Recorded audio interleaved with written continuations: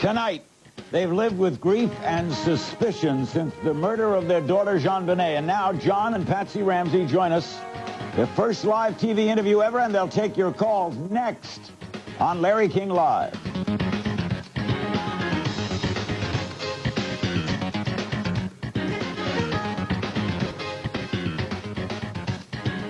Good evening. It's a great pleasure to welcome the Ramseys to this edition of Larry King Live. It is a live appearance. Their book is The Death of Innocence, just published. They are the co-authors.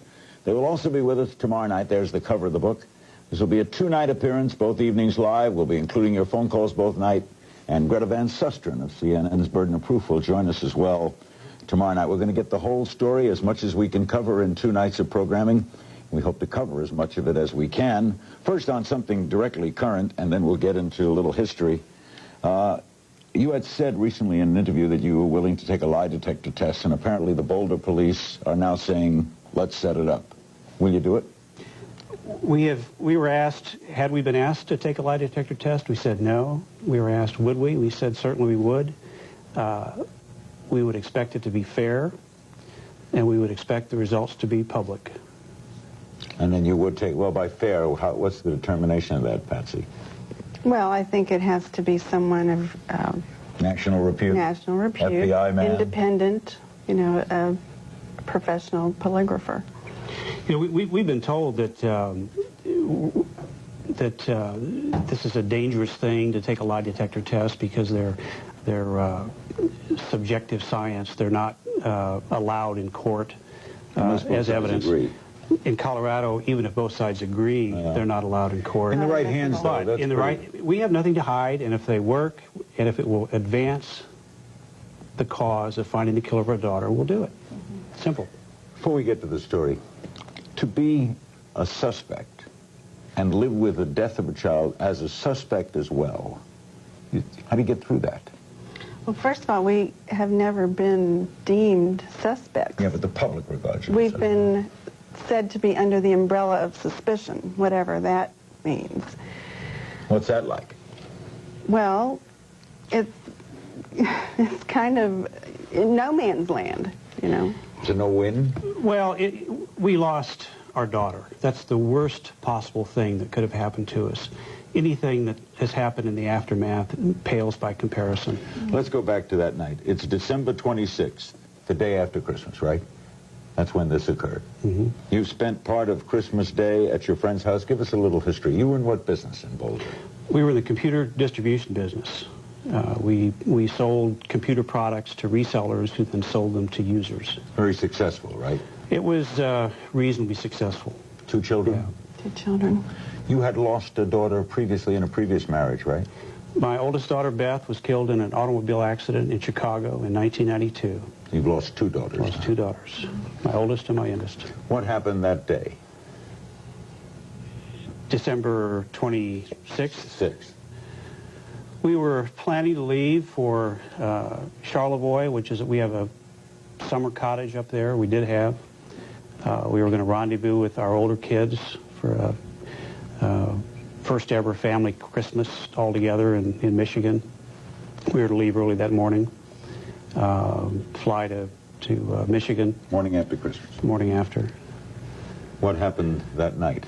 What's the first thing you remember, Patsy? The first thing I remember is waking up, getting dressed hurriedly, going downstairs, and putting a few things together to pack to take on the plane. It's about what time? It's early morning, before daylight. You're up? Mm-hmm. Mm-hmm. Then what happens? Then I go down the spiral staircase, and there on one of the runs of the stair is the 3-page ransom note. And no one has entered the house, the door isn't open, you read the note. I don't know that. What did you do? Oh, you... Well, I hurriedly read it, you know, and didn't take long to understand what was happening, and I ran back upstairs and pushed open her bedroom door, and she was gone. Did you think you knew it was her by the note, right? Well, it said your daughter. Yeah. You were not concerned about Burke? Did you check Burke? Yes. We checked it really quickly. Yes. You brought the note to John? I don't remember. I tell you, you just, you know, that You morning remember how you got the so note? chaotic. You don't? I don't remember exactly, but Well, it was. I started screaming, there's a note, you know. And you look in John Benet's room, she's not there. What's the first thing you do? Larry, we don't remember. This was 3 years ago. We've been through this 100 You wrote times. a book about it, so, I mean, you must have said... We outlined it in the book. Basically. I felt like I'd been kicked by a horse. The most horrible feeling. If you ever had that pang of missing your child in a shopping center just for a moment, that pain hit me squarely between the eyes, and it never left.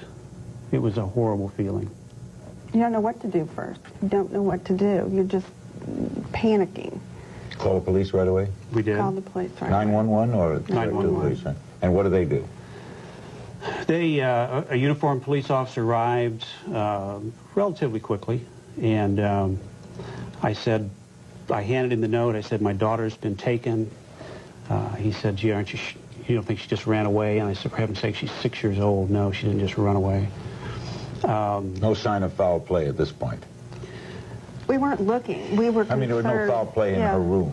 We didn't go She back wasn't in into bed. her room. Right. She was not in. So what did the officer do? Asked us to go into one room, put us in one room. And he searched the house? I don't know. Don't know what he did. Don't know what he did.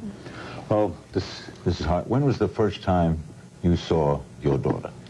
After all of this, you got the note. How long after this did you see John Benet? When did I find her? Yeah. Well, I found her later that morning. Hours? Hours. What during those hours? You thinking she's been kidnapped? Oh, absolutely. We thought we were dealing with a kidnapping. Fearing the worst? Police arrived. Absolutely. You don't know whether you're going to see your daughter in an hour, in a day, in a year, in 10 years, or never. It's a horrible feeling. Police combed the house? They were everywhere. Apparently not well, but they I mean, did. you look down the basement, look everywhere there is you're supposed to look. Did they put that yellow thing they put around the house with the crime scene? No. Never did.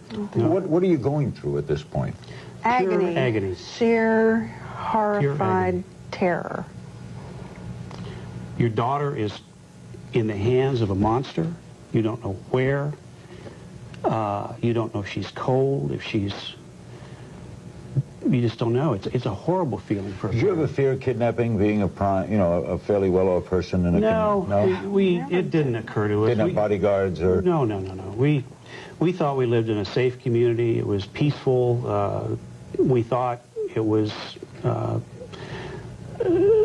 crime-free. Our guard went down. We were complacent. We'll be right back with the Ramseys. The book is just out, The Death of Innocence. We'll be taking your calls. This is Larry King Live, and they're with us for 2 nights. Don't go away.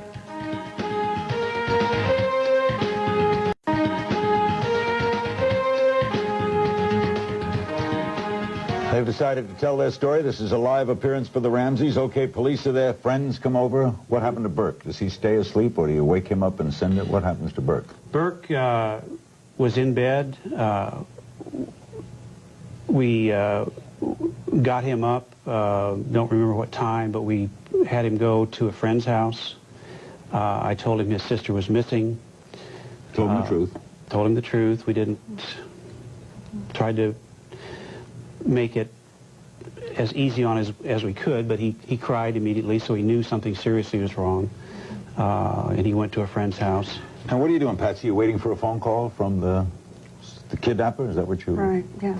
By that time, Linda Arndt had arrived, Detective Linda Arndt, and she was introduced to me by the first officer, French, who was there. He said, Mrs. Ramsey, if my child were missing, I would want Detective Arndt looking for her. So she came over. Yes. Did the FBI get called in? We were told the FBI was called. We kept asking, where are they? Why aren't they here? They were told, well, they're on their way. It takes a couple hours. And they, of course, they never came. Now, the toughest part of all, John, how do you find your daughter? I found her after Linda Arndt asked us to go through the house, look for anything out of ordinary, out of place. And I found her in the basement. Where? She was in a room that probably originally was a coal cellar. It was a 4 concrete walled room. I knew instantly when I opened the door that I'd found her. You know she was dead? No. I didn't. I had this rush of just, thank God I found her. Her hands were tied. She had tape over her mouth. I removed the tape immediately. I could feel that her skin was cool. And I feared the worst, but I still held out hope that she would be okay. And with the police officer in the house at that time, why didn't you just, you picked the child up, right? Yes. Why didn't you call a police officer to come right over and take care of her? I mean, this was my child. I loved her. Instinctive reaction. Where were you, Patsy? I was upstairs with You friends. told Patsy? I don't remember the sequence. I picked John Benet up. I carried her upstairs. The police officer didn't complain about that? No. No? Because usually... It all happened so Listen, fast. I found my daughter. I wasn't going to step back and say, oops, I'm not going to touch this. This is a crime scene. I'd found my precious daughter. And I was, thank God I'd found her. Did you try anything to revive her? I took the tape off her mouth. I tried to untie her arms. They were very tightly bound. I couldn't get the knot undone. And then I picked her up and I just screamed. The kind of scream you scream in a dream when you're trying to speak, but you can't. It's just a scream. Did you see her too? I heard him scream. You never saw her? Yes, I did then see her. My friends were, I was in the TV room and I said, what is it, what is it? And they kept, holding me, wait, I don't know what it is. One of our friends ran into the room and said, we need an ambulance, tried to dial 911, and I kept screaming, what is it, what is it? And, then in just a couple minutes, then I walked into the living room. What did the police say? Did they say anything? Did they? Well, Linda Arndt was the only police person that was there that I recall. They all had left. The others had left. Well, I don't know. There were a lot of people there. It was a blur to you. The morning. Yeah, it was a blur. We had victims advocates there. We had uniformed police. We had detectives. People were in the kitchen making sandwiches. I mean, it was chaos. People fingerprinting. There was fingerprint dust everywhere. The evidence crew was there. A little zoo-like. It was a little zoo-like. And when I brought John Benet up, Linda Arndt knelt over her and I guess felt for her pulse and looked at me and said, she's dead. Did you ever think, because what can you think at a time like this, why would someone send a ransom note, kidnap someone, and then kill them and leave them in the same house? Well, if the purpose is to get money. Larry, this person is a madman. It's a monster. They don't think logically. Pedophile? We think it was a pedophile. We think it was a male. There's several key pieces of evidence that we think will lead us to the killer. Male, pedophile. We think a stun gun was involved, so this person either had a stun gun or had access to one. The number 118 had significance to this person. 118,000 was the amount of the ransom note. That was picked for a purpose. We don't know what the purpose is. SBTC meant something to this killer. That was how the ransom note was signed.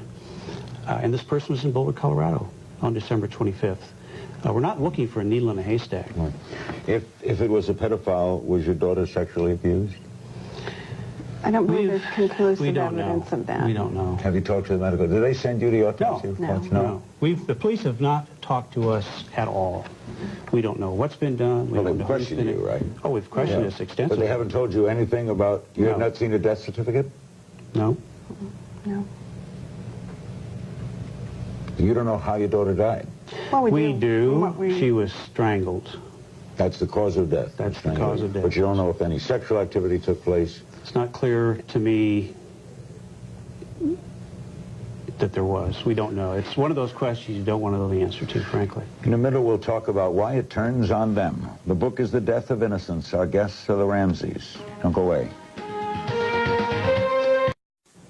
We're back with the Ramseys. You almost immediately became suspects. Do you know why? Or the public perception of suspects? Well, was it because of the bathing, because of the... No, I think the tragedy... Way before that. The tragedy of this investigation was it ended on December 26th. Linda Arndt, the lead detective that was there, went on national television a few months ago and said, I knew the father did it because I saw it in his eyes on the 26th. I didn't act right. I was too calm, cordial.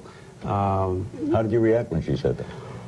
It was a bit incredulous, but it also illustrated the bias we were dealing with from the very beginning. Right. But do you think that had something to do with the fact that your daughter entered pageants? I think the decision was made at that time. Picture. At that time, Detective Arndt didn't know Jean Bonnet. She didn't know. When did the public first see pictures of Jean Bonnet in her outfit? I think that wasn't until after the first of the year. A few days. Well, that's a week later. I really don't know Probably. exactly. But don't you think, John, that caused a stir in people? I think most people say, I wouldn't have my child do that, even though many do. Many do, and it was a wonderful thing that Patsy and John Bonet enjoyed doing together. It was certainly misinterpreted, I think, and it's one of those things that the eyes of the beholder. But it led to those stories, jealousy, But jealous of you. that was several days afterwards. I mean, we know that Linda those days. Arndt made up her mind, and the rest of the Boulder Police Department, we believe, made up their minds the 26th of December. Oh, that was us. You know, that it was the parents. Is that because they found no entrance into the house? We don't know why. Well, we know, Larry, that a window was open. Under that window was a suitcase, as if a step to get up through it. We learned later that they found a door open, which I didn't know about until almost a year later. That house was not difficult to get in. The police that were there the morning of the 26th, taking evidence, have a lot of tangible evidence. They did a good job at collecting evidence. We have fibers, we have DNA, we have a lot of evidence. The problem was that then they did not take the evidence to where it would lead. Why did they think it was you? Because the police always go after the parents. And we understood that after... The death of a child? Absolutely, 100% With a of ransom the note? time. You go, really? Absolutely. Well, I think, you know, in every case, parents are always suspected initially. And at first we were aghast at that, but then we understood that we needed to be investigated. The police but they say... stopped there. They didn't go on. The police say that you would only... You put guidelines up to the interviews. You'd only be interviewed together. Why? I don't remember. Is that not true? Guidelines. I don't remember. You didn't give them any guidelines? The only guideline I remember, the only request that we made, and this was after a huge gap of mistrust developed. The police withheld John Bonet's body for burial to try to force us to submit to their terms. Which were? That the three of us be interrogated in the police station before we buried our daughter. And we were horribly offended at that. And this huge gap of mistrust developed. Let me tell you what develops in this as a father and what other people say, and the reason that I think that you're under this cloud. Most people would say, if I didn't do it and my daughter was killed, I'm talking as a father, and I don't like to bring myself into it. One, I'll answer any question. I'll take any test. I'll meet with you. I'll be there first thing in the morning. Catch the killer. I'd go nuts. I'd cooperate in every way. Fast. I'd go out with the cops. I'd give them my fingers. I'd give them my five. We did that, Larry. We did do that. We met with them on the cooperated fully in every way. 26th. We met with them on the 27th. We gave hair, blood, fiber samples on the 28th. We left they say We you stayed were in Boulder, Colorado. We stayed there for testing for, you know, until Why did they say you were uncooperative? Or some of them? I don't know. This is it's a what we need to do is get down to the objective here. The objective is to find the killer. I can say a lot of things about what the police didn't do, and they can say a lot of things about what we didn't do, but let's put that aside. Let's put politics aside. Let's put egos aside. There is a dangerous killer loose, we believe. This killer, if he's still alive, will kill again. It's time to get on with that. You're worried for your other boy? Yes, I'm worried. Worried for neighbors? I'm worried for this entire country. There is a killer walking around out there someplace. Lou Smith tells us that we That's can... a detective, right? Detective Lou Smith is the only homicide investigator that's ever looked at this case. And he says definitively that there is enough evidence to find this man. But the public needs to know it. It's been... Why would the police not want to solve that? Why wouldn't they? Oh, I think the police are passionate. That it's you? They're passionate that it was one of us. We'll be right back with more of the Ramseys. We'll go to your phone calls in a little while as well. This is your program, too. Don't go away. We're back. By the way, Alex Hunter, the DA in the question, said this morning on the Today Show that he had a 4-minute conversation with you. When was that? I believe that was his first press conference. You were there, or he spoke to you before it? I was not at the press conference. I was in a conference room listening to the press conference and was so moved by his determination to find the killer of my daughter. I asked my lawyer, who was there with me, I said, can we get him on the telephone? And he looked at me and said, what do you want to say to him? And I said, I want to speak with that man. Please get him on the telephone. And I said, thank you, thank you. As a mother of a murdered child, thank you for your willingness. I mean, he looked at that camera and said, we will find you. We will find you. You like him?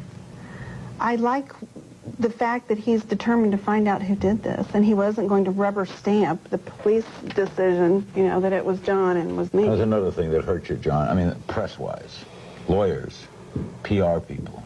Why? Why'd you need a lawyer? We didn't bring in lawyers. A good friend of mine who was at our home where we were staying, delivering food, sensed that something was wrong and needed to be done. He took me aside and said, John, would you trust me to do some things here that I think are necessary? I said, yes, I would. He requested that we have counsel. And at the time, we said, what do we need lawyers for? He said, well, I think it's prudent. So what do we need 2 lawyers for heaven's sakes? He said, well, that's the way the system works is each person has to be represented by their own attorney. And what Mike saw became painfully and publicly clear when Linda Arndt told us that they were out to on get national TV they're out to get us. Okay. But there are some who might have said, I don't need any lawyers. I didn't do it. I didn't do it. I just didn't do it. That's what we said. I don't need lawyers. I don't need PR. I don't need nothing. Well, I didn't do it. Let me clarify one other thing. We didn't have a PR. No, you never did. Okay. No. That was a myth. Our attorneys hired a media information person. They were getting 300 phone calls a day into their office. They couldn't cope with it. They hired someone that could be a focal point for all these calls from media. That got translated by the media as a public relations spin doctor. You did that one interview with CNN and then stopped doing it. Was that a mistake? Should you have done more? Or was it a mistake to do the CNN one? You know, hindsight's 20/20. What is your hindsight? You know, my hindsight is I never should have moved to Boulder, Colorado. I mean, if you're going to go back, you know. But you can't do that. You have to start with what we have now. We have to move ahead. We have to try to find this killer and get him off the street. How'd you react, John, when people said you weren't mad enough? You didn't appear angry, hurt, really whacked. I mean, you lost this beautiful little girl. You'd lost a daughter before in your life. I mean, we all look at it from our own perspective. You're a different personality. Well, I would be berserk. Larry, inside I was berserk. I was crushed. I didn't want to live. I couldn't breathe. I couldn't think. It's the most horrible feeling. I've lost 2 daughters, and for people to tell me he didn't act right, I take great offense to. I think I could write the book on how you should act. With my first daughter, it was an accident. They were on their way to a museum at noon on Friday, and they got hit by a truck. Both her and her special friend were killed. John Bonet was taken intentionally by another human being. That is far worse to deal with. Did your gut tell you it's someone who knew her? I don't really think they... have a gut on something like this? Why you, why her? I don't know. We told the police when they first asked us, who you have any ideas? We said, look, we don't know anybody this evil. This was an evil, evil person that did this. Did we know them? I can't imagine that we did. Back with more of the Ramseys. We'll include your phone calls. They're with us again tomorrow night, too. This is Larry King Live, and the book is The Death of Innocence. Don't go away. Take one it is. We're back. We're going to go to your phone call. Stewart, Virginia, for the Ramseys. Hello. Yes, I was wondering, do you think that someone may read your book and come forward with valuable information? And has anyone already contacted you that has read your book? That is precisely our hope. We believe that if the public... This case is going to be solved through the help of the public. That was one of the primary reasons we wrote the book. And yes, we have received... we've received probably about 30 emails and letters a day.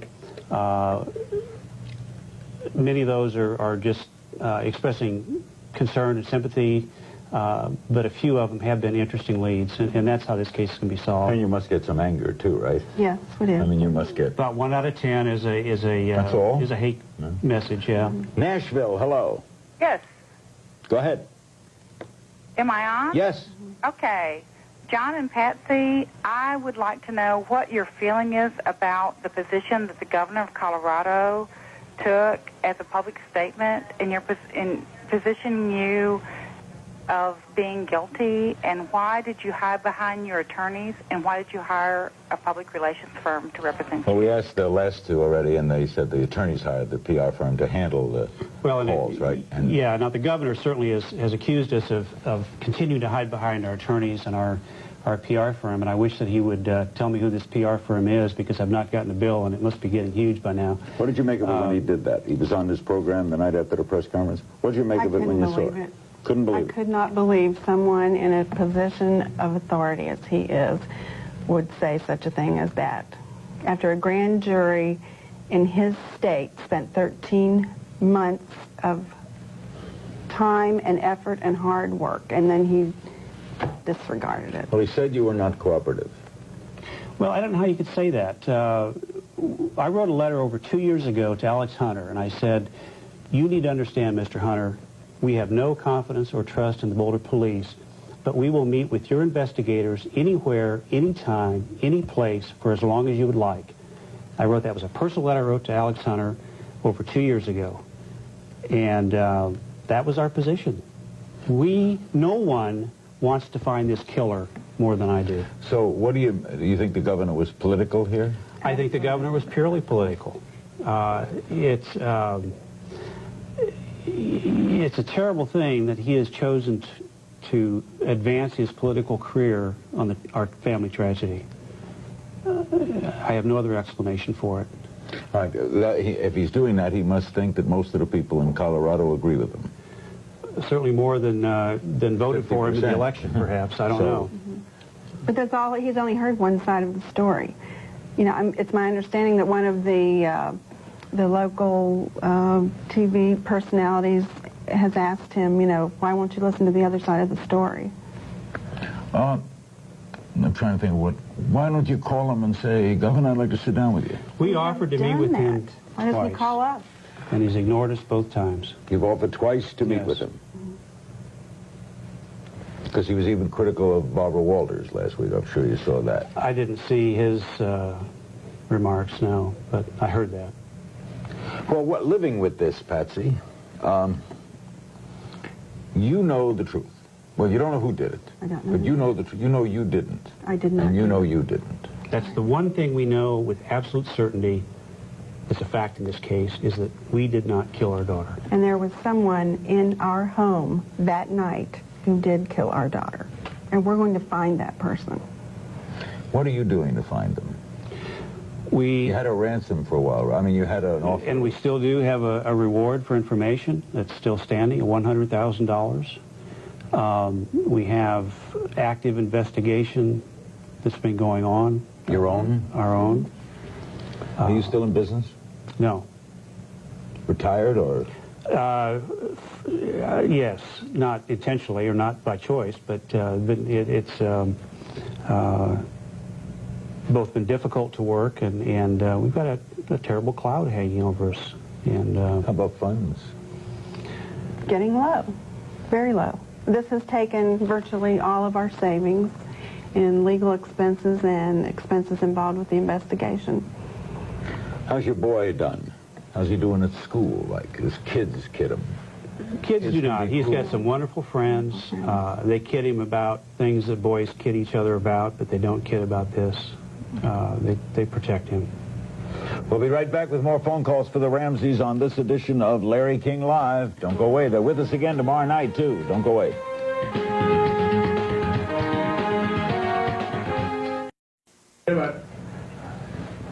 We're back with the Ramseys. This is a picture of their daughter that you carry, right? Yes. This was pre-kindergarten, age 5. You carry that with you all the time? Mm-hmm. Look at it a lot? I do. You carry one? A couple things before we take another call. Some people ask why you didn't search the house right away, run through the whole house right away. We thought we were dealing with a kidnapping. We really did. So there's no sense in looking. Didn't. Yeah, I mean, I wish I had, but we didn't. In the book, you write about the suitcase in the open basement window, but the police say you never told them about it. Oh, that's false. I told Linda Arndt that I found the window open and I found a suitcase under the window. They have photos of this in their crime scene photos. Crystal Lake, Illinois. Hello. Hello. Hi. Go ahead.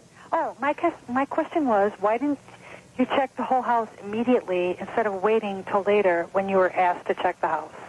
I just answered that. They thought there was a kidnapping, right? Right. Well, we thought we were dealing with a kidnapping. We had a ransom note. Her bed was empty.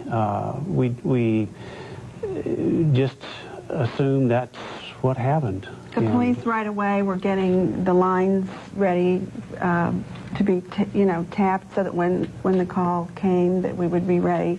And Linda Arndt was going over with John, the procedure for all of that and what would happen next. So, The note said not to call 911, right? But you did anyway. You had no choice. We couldn't have sat there. The note also said, I will call you tomorrow. We didn't know if tomorrow was that day or the next day. We couldn't have waited. We'd have gone mad. Police also say digital enhancement indicates that Burke was awake and asking questions when you called 911. Well, some police claim they think they hear that. We would challenge the police to release that tape. Make it all public. Let's make it public. We'd like to hear that tape. We've never heard it. That is not our recollection of what happened that morning. And as you said earlier, you would make your lie detector public. We would insist that it be made public. If we're going to do it, let's make it public. make everything public. I said, you want to see an interview? Publish the interview that I had with Tom Haney. Let's talk about... Who's he? He's the detective, homicide detective from Denver that interrogated me for 3 days. The governor, I believe, said that Barbara Walters was too soft on us. I said, well, why don't you take a look at Tom Haney's interview and see how soft an interview is. Was he accusatory throughout the interview? Oh, absolutely. He was, and, rightfully so. He was trying to, Well, the police don't have a vested interest here, do they, John? I mean, they sincerely believe you did it. You don't think it's a concoction? Oh, no. I don't think there's a conspiracy. I think it's based on inexperience, gross inexperience. These people have no homicide experience. Their leadership had no experience in this. They concluded very quickly that it must have been the parents because the parents always do it. And that became their theory. And they spent 3 years investigating us to try to prove that theory. That conclusion was reached before any of the evidence was even looked at. But we know that for a fact. That is okay. Let bygones be bygones. But let's finish the investigation. We need experienced homicide investigators to start again. We will be totally cooperative. Everyone will start again. Start with canvassing of the neighborhood. Look at all the tests again. Go back and do more DNA testing. Start again. We've got to find this person. Are you religious? Yes, very much so. Absolutely. If we didn't have our faith in God and the Lord knowing what the big picture is, we wouldn't be able to be here Thing like standing this doesn't cause you to doubt that? When my daughter Beth was killed, it caused me to doubt it. The first words out of my mouth was, there can't be any God. How could he let this beautiful 22-year-old child who had so much to give die? And I did a lot of thinking, and I was better prepared, I think, spiritually when John Bonet was killed. Really? Yes. Because of that growth in faith? Yes. Because one would have think someone that age, that brutally, the question would have been asked doubly. We have to know and believe in our faith that we will see Jean Bonet again. She is in heaven with our Heavenly Father, and one of these days, John and me, we will be there. We will be there with her, and we live for that day. That's what keeps us going. What it causes you to do, Larry, is to think, what in the world is the purpose of life? Life's tough. I think the purpose in life is to prepare us for eternity. We'll be back with our remaining moments with the Ramseys for tonight. They'll be back tomorrow night for a full hour with more phone calls, and Greta Van Susteren will be with us as well. This is Larry King Live. Don't go away. I wanted to show you this picture again, which John carries with him. This was about a year and 2 months before she was murdered. John Bonet at age 5 in pre-K, pre-kindergarten, right? Why did she do the pageants? She loved it. She liked it herself? She would see? She Somebody loved was an it. entertainer. She was an entertainer. She was I a think you said performer. that one. She wanted to, She loved to entertain. and you encouraged it. Absolutely. Were you a stage mother, honestly? Probably. Yeah, in other words, What's wrong with that? I mean, you went with her to all the pageants, and Oh, yeah, we had a ball. Had a great time. did you go, too? I used to go to the talent piece. Each one of these little pageants had a talent competition, and I used to tell John Bonet, that's the most important thing, is your talent. And she used to tell me, Dad, I really worked hard on my talent this time. And she always won. She was a very talented little girl. So I always went to see her talent performance. Do you often carry the sight in your mind of her the last time you saw her? I do, and it for a long time was burned in my mind, and it was a horrible memory. And I tried to replace it with how I knew John Bonet when she was alive, and that's why I carry her picture. That's why, and it's slowly fading, but it's still there. You are an internalizer, right? So that we don't see you weep on camera, and you don't... Grief is a private thing. I weep. I've wept a lot for both my children that have died. I still do from time to time, but it's private. You're more emotional? I'm emotional. At 2 o'clock in the morning, I wake up, and I think of Jean Bonet, and I think that someone was in my home in the middle of the night. Why didn't I hear something? Who did this? How could this have happened in my home? That's the hard times. Have there been any other murders in Colorado of children? Any others? There was a murder almost a year to the day later in Boulder of a young 22-year-old co-ed, Colorado co-ed. Sexual involved in that? I don't know. Bludgeoned in the head, petite blonde. Is it connected? I don't know. Highly questionable. Do you look at people funny? I mean, do you... I look at every person. Suspicious of... I look at every person and wonder if, particularly when I'm in Colorado. When we went back to Colorado, Burke finished up his 4th grade year, I would just, walk down the sidewalk or be driving along and look at every single person and wonder. Do you worry about Burke at all? Going to school? He went back to school, right? Yeah. To worry about him? But we had safety precautions. I would not let him go back to school in Colorado without safety precautions. So you had people We had a watching 911 system put in the school. We had professional security on staff on the premises, and we had parents who were watching around the clock. By the way, you say you never saw the FBI today. Did they eventually get involved? Were they No. Never got I don't there? think they were ever allowed to be involved, which was horribly frustrating. Kidnapping, aren't they the first ones? I wish I'd have called them first. Now look at the experts involved. They've been on this show: Dr. Henry Lee, Barry Scheck, the FBI Child Abduction Serial Killers Unit, labs of the FBI, CBI, Cellmark Diagnostics. You would think we'd come to something already, wouldn't you? You would. That's frustrating to all of you. Absolutely. Frustrating It's to frustrating to everyone. the police. It's frustrating to us. It's frustrating to the public. The public needs an answer to this. They cannot bear to think that there's this kind of a monster that's still loose. I think that's one of the reasons there's a rush to judgment. They wanted an answer to this. This is a horrible thing. The law and order starts, and there's a verdict in an hour. Right, exactly. That's right. It's 6 o'clock news. Yeah, we want that. We want Yeah. that desperately. See you tomorrow night. Absolutely. It's the first. Thank you. We'll Larry. be here. The Ramseys will be back tomorrow night. Their book is The Death of Innocence. Greta Van Susteren, who is a lawyer as well as a program host on Burden of Proof, will sit by me, and we'll both pop questions, and of course we'll take a lot of your phone calls, and we'll show you some interesting graphic shots that we've taken as well. The Ramseys will be back tomorrow night.